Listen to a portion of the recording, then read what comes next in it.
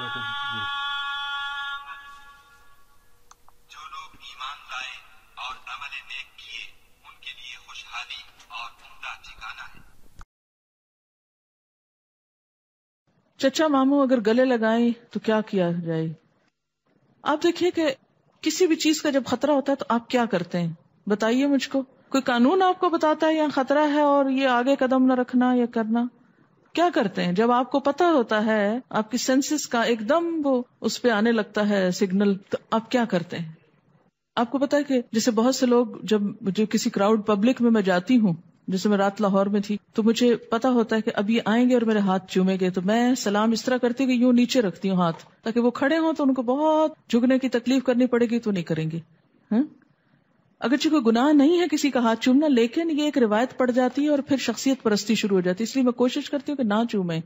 لیکن اگر میں ان کے برابر میں یا اونچا کروں گی ہاتھ تو وہ آسانی سے پکڑ کے چوم لیں گے، تو میں اس کے لیے کیا کرتی ہوں، نیچے رکھتی ہوں ہاتھ تاکہ وہ تکلیف نہ کریں، یا ذرا سا دور رکھتی ہوں۔ تو ہر شخص جانتا ہے کہ وہ خود کو کہاں سے کیسے بچائے، اس کے لیے پہلے سے ہی الرٹ ہو جائے۔ محرم مرد مثلا ماموں، چچا، دادا، نانا کے ساتھ معانقہ کا کیا حکم ہے؟ معانقہ نہیں کرنا چاہیے مردوں سے، چاہے محرم ہی کیوں نہ ہو۔ ہاتھ ملا لیجئے، کافی ہے۔ سر پہ ہاتھ پھیرتے ہیں جو محرم رشتہ دار ہیں، بزرگ، پھروا لیجئے۔ محرم کے سامنے سطر کی وضاحت کر دیں۔ آپ نے ذکر کیا تھا جیسے نماز میں تو ایک بال نظر نہ آنا چاہیے، دوپٹہ بہت لپیٹ کر باندھنا ہوتا ہے، لیکن جیسے باپ بھائی وغیرہ کے سامنے اس طرح نماز والا سطر، بالکل بال بھی نظر نہ آنے کا حکم نہیں ہے، لیکن پھر بھی احتیاط ضروری ہے۔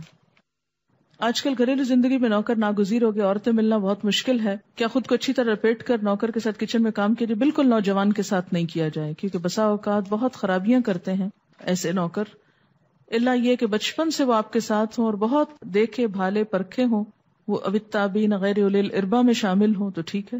کیا نامحرم سے، یہ ہم سوال ہے، کیا نامحرم سے فون پہ بات کرنا بھی تخلیہ میں آتا ہے؟ اس میں ضرورت کی کل نہ قولم معروفہ، ضرورت کی معروف بات جس میں آپ کے سامنے دیکھیں کہ فون بھی دو طرح سے ہوتا ہے نا، ایک فون رکھا ہوا ہے گھر میں بیچ میں لوبی میں، مثلا آپ فون کر رہے ہیں، کوئی آ رہا ہے کوئی جا رہا ہے، آپ کو کوئی ڈر نہیں، تو کوئی یہ تخلیہ نہیں ہے۔ لیکن آپ لے کے چپ کے اپنے بیڈ روم میں کنڈی لگا کے ٹیلی فون کر رہے ہیں کسی مرد کو، what does it mean؟ گڑبڑ ہے نا؟ تو یہ آپ کو خود دل بتائے گا نا یہ گڑبڑ ہے، اور وہ آپ فون اٹھاتے ہیں، کسی کا دوسری طرف سے فون ہے، کوئی آپ کے والد کے دوست پوچھ رہے ہیں آپ کے والد کے بارے میں، آپ ان کو بتا رہے ہیں، اور ہو سکتا ہے آپ کی والدہ دوسرے کمرے میں، وہ پوری طرح بات نہ بھی سن رہی ہو، لیکن ایک معروف چیز میں ہو سکتا ہے وہ تھوڑی دیر میں گزر رہی ہوں ادھر سے، تو یہ تخلیہ میں نہیں آتا۔ تخلیہ میں وہ آتا ہے جو واقعی آپ تخلیہ میں جا کے کریں۔